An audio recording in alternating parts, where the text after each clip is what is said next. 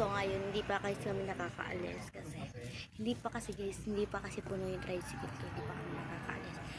Update ko na lang kaya pag-aandar na. Yan guys.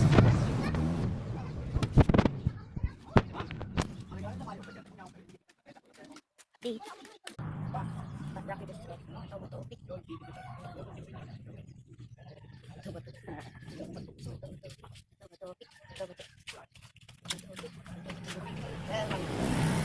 So guys, at tagal kasi guys ang lasang tricycle.